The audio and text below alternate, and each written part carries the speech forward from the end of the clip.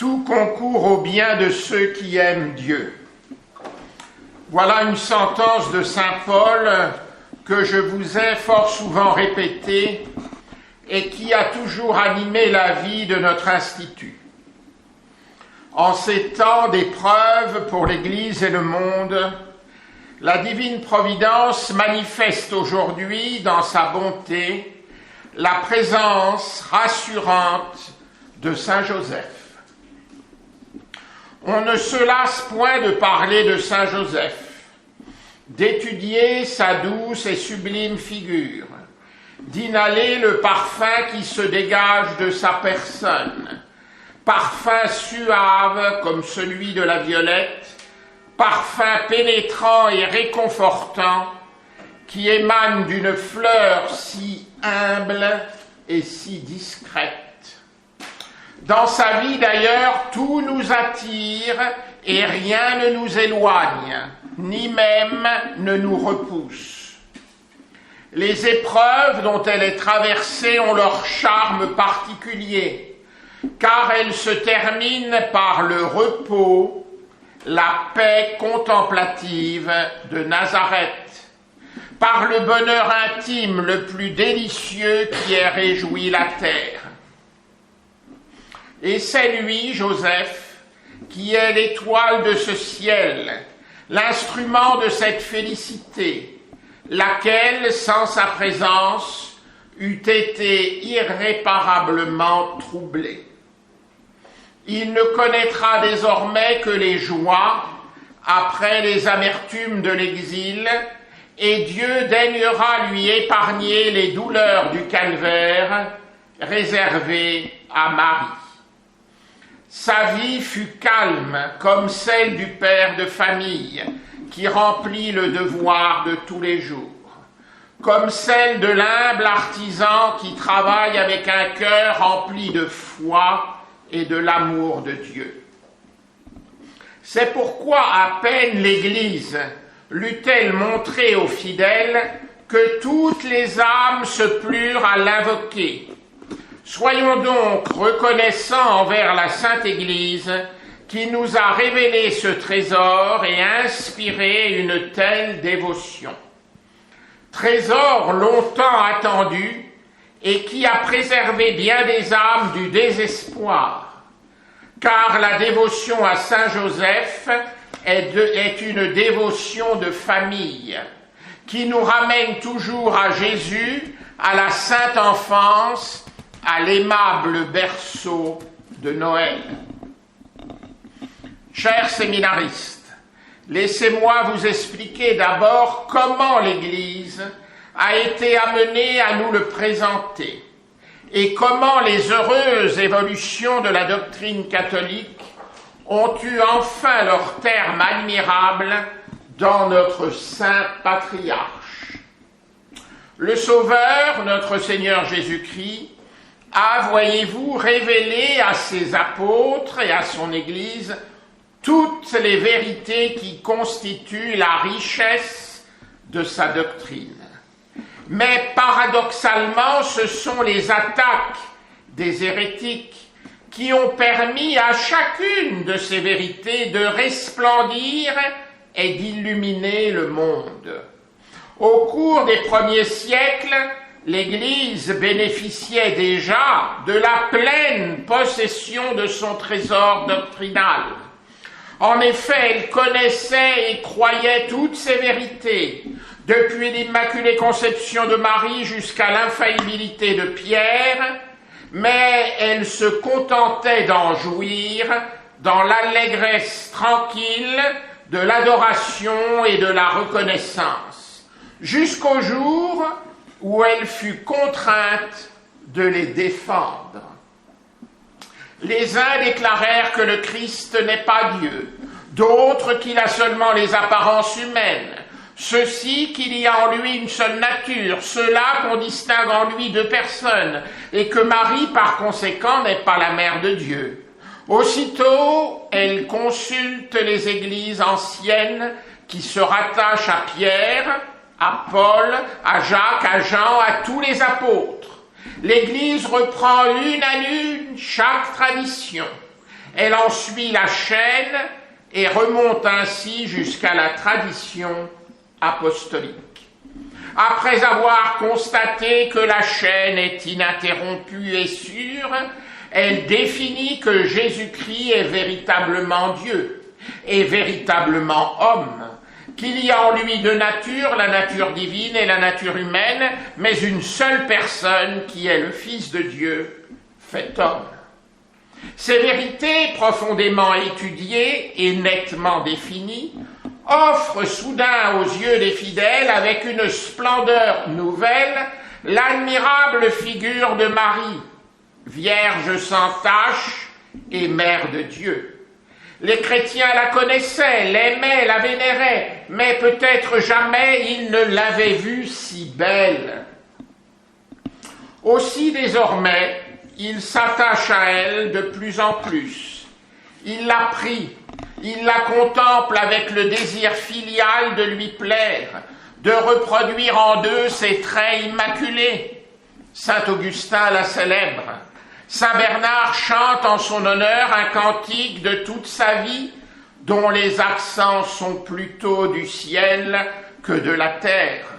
Et Saint Dominique fait voler son nom béni sur les lèvres émues de tous les fidèles chrétiens.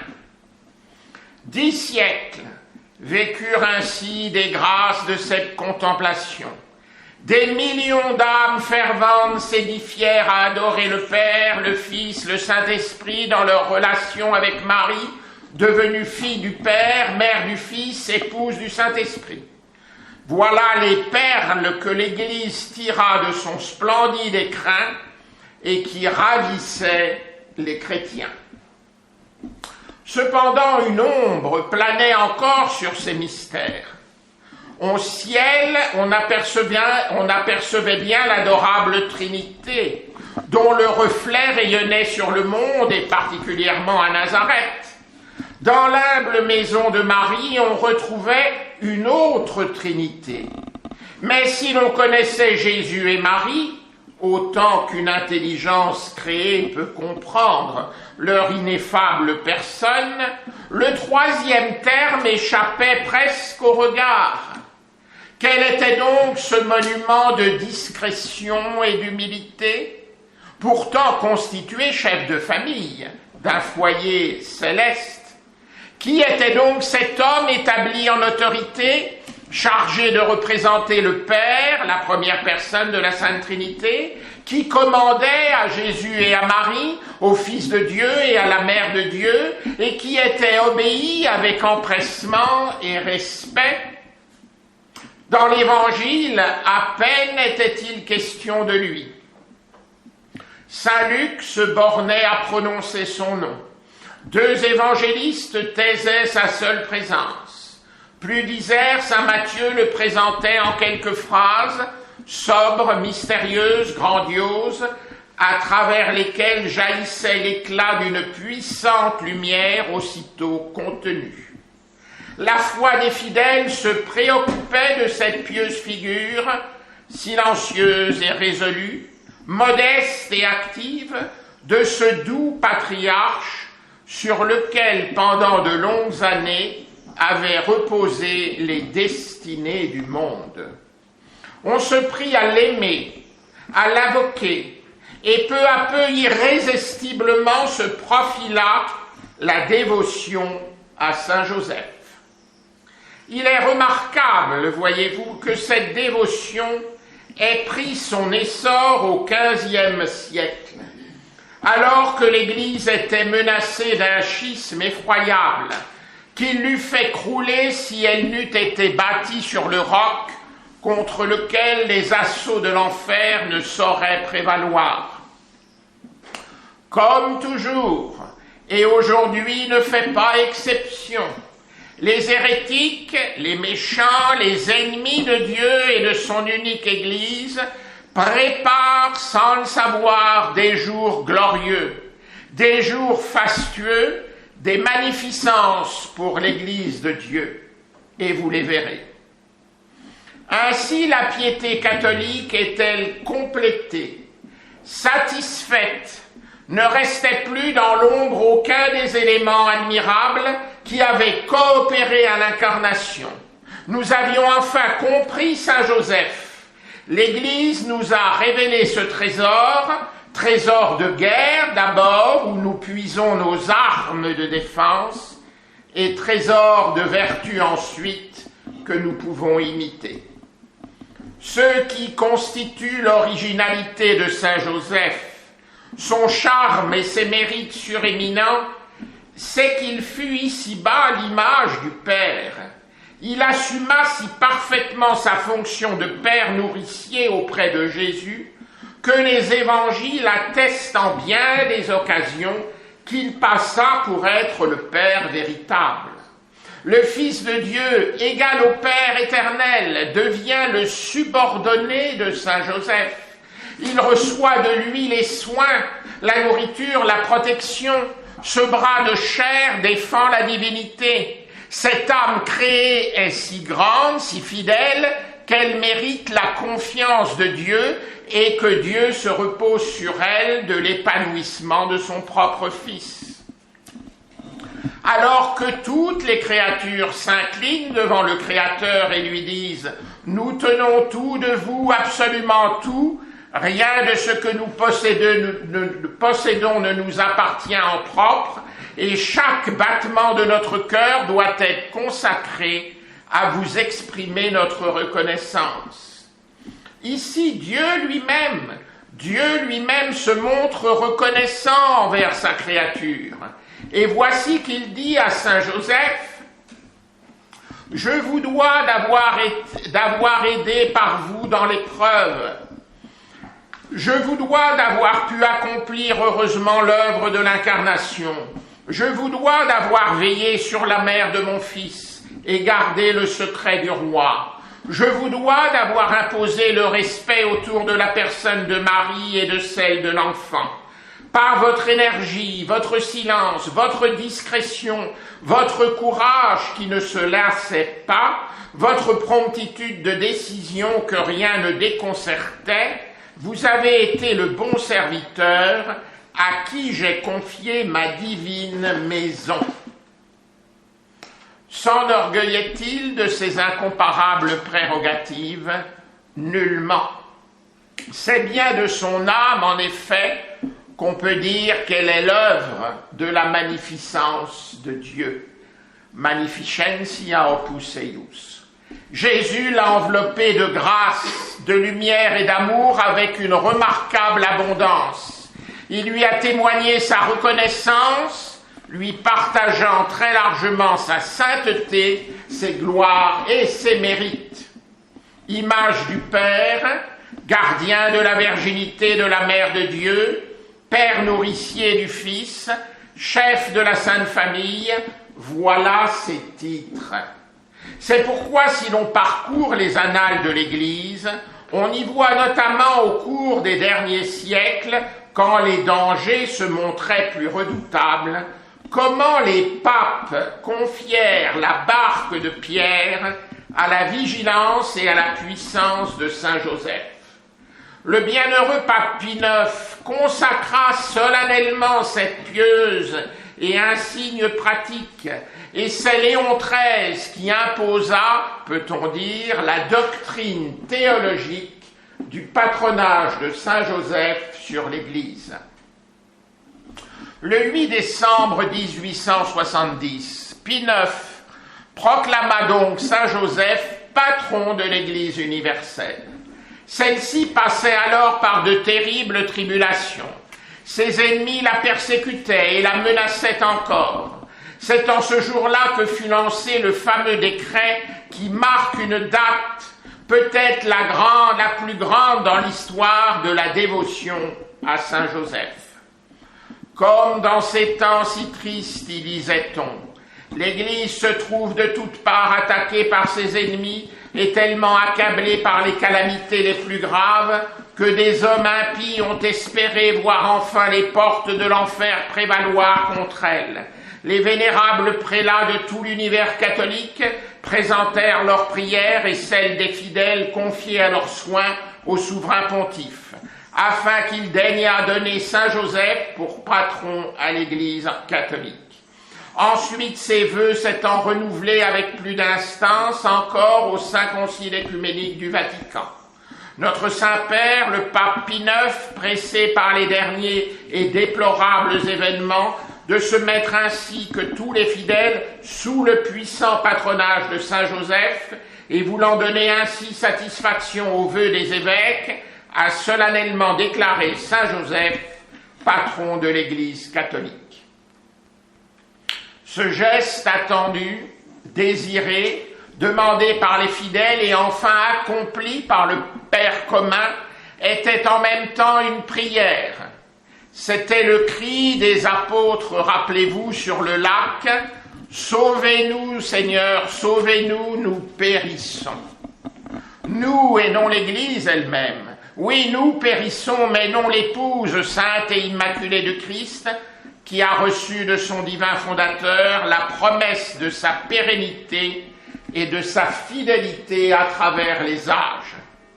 Ce sont ces âmes très chères dont il avait devant Dieu la lourde responsabilité que ce saint pape confiait à Saint Joseph pour qu'il veillât sur elles et les écartât des écueils. Son geste, voyez-vous, était donc une sécurité. Il signifiait, oui, l'ouragan est terrible, la tempête fait rage, et la barque de Pierre est bien ballottée, mais elle ne sombrera pas. Saint Joseph est là, nous l'avons mis au gouvernail, abandonnons-nous à sa vigilance et à sa conduite. Confiance. Cette confiance n'a pas été déçue. Les événements prouvèrent que Pie IX avait eu raison de donner au peuple chrétien le conseil du Pharaon aux Égyptiens parlant du fils de Jacob, allez à Joseph. Patron de l'Église universelle, seul de tous les saints du paradis, Saint Joseph possède ce titre. Pourquoi donc ?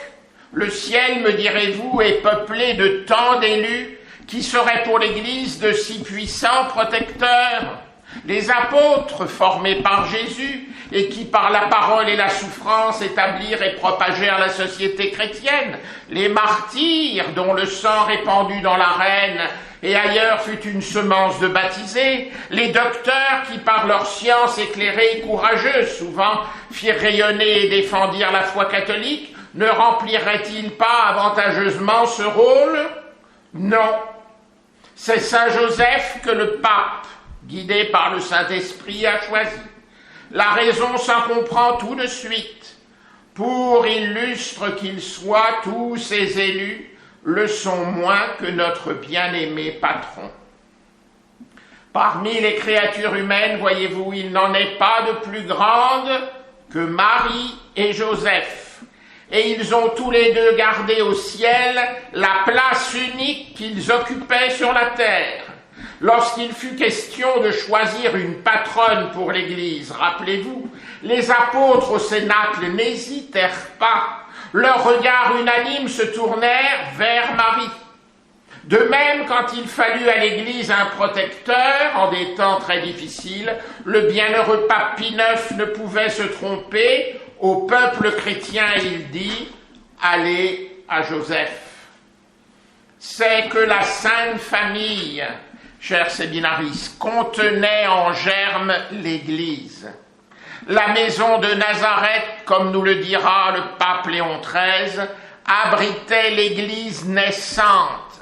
Les chrétiens sont les frères de Jésus. Par voie de conséquence, Joseph, qui est le père adoptif de Jésus, l'est aussi de ses frères. Il est leur protecteur comme il fut le sien. Lisons ce que disait Léon XIII, exposant au monde catholique les convenances de ce patronage. La divine maison que Joseph gouverna avec une autorité vraiment paternelle contenait les prémices de l'Église naissante.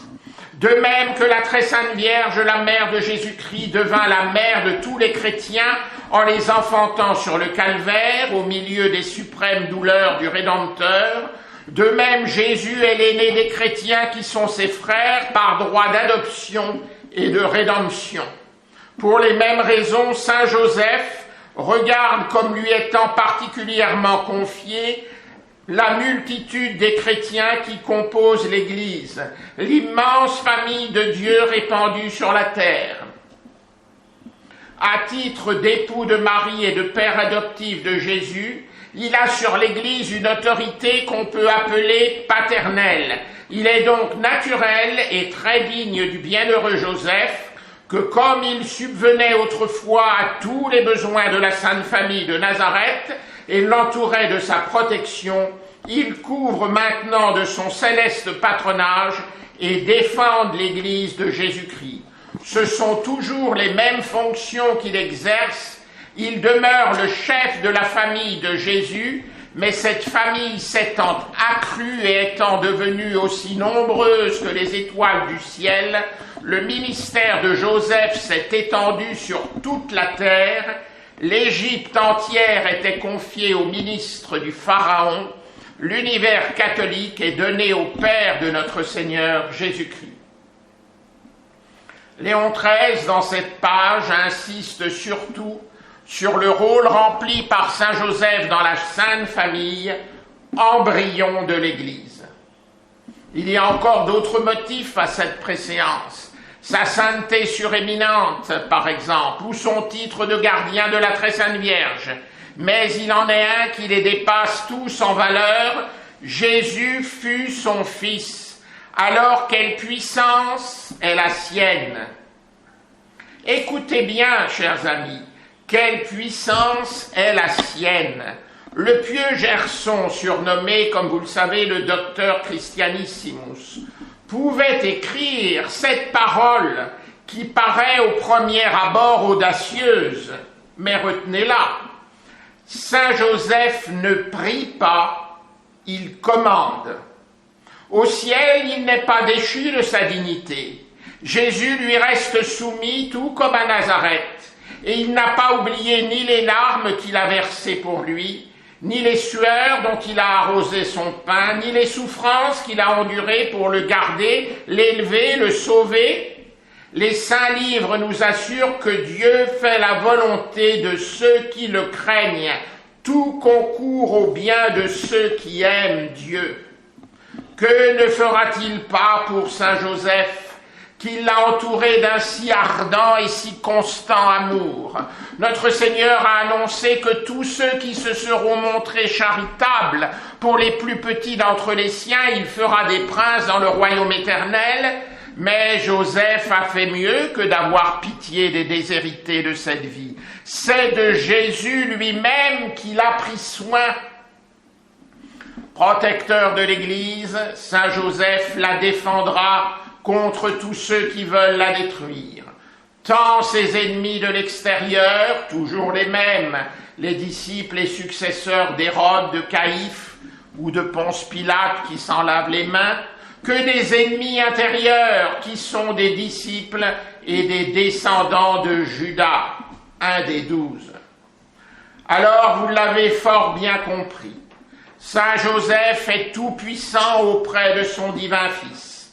Saint Joseph a été choisi pour protéger Jésus et son corps mystique, l'Église. Des saints papes avant nous l'ont bien compris. Et combien d'âmes contemplatives l'ont choisi pour modèle, et combien d'âmes actives l'ont choisi comme maître. Alors, en ces jours où la barque de Pierre est terriblement secouée, allons à Saint Joseph. En ces jours où l'humanité est menacée par une horrible épidémie, allons à Saint Joseph. En ce jour où nos prêtres, tous les chanoines de l'Institut et les autres prêtres, ont besoin des secours divins pour accomplir leur ministère sacré, allons à Saint Joseph. Alors que beaucoup de personnes risquent de mourir prochainement, allons à Saint Joseph, patron de la bonne mort. Alors qu'ici, à Criciliano, nous vivons notre vie de prière et d'étude en totale quarantaine, allons à Saint Joseph. Alors que partout on nous demande des prières et des invocations, allons à Saint Joseph. Et n'oublions pas, chers séminaristes, en ce jour de sa fête, de le prier pour notre Saint-Père le Pape et pour notre archevêque, dont il est le saint patron. Oui, vivons comme Saint Joseph, en appliquant cette douce maxime: tout concourt au bien de ceux qui aiment Dieu, ainsi soit-il. Au nom du Père et du Fils et du Saint-Esprit, ainsi soit-il.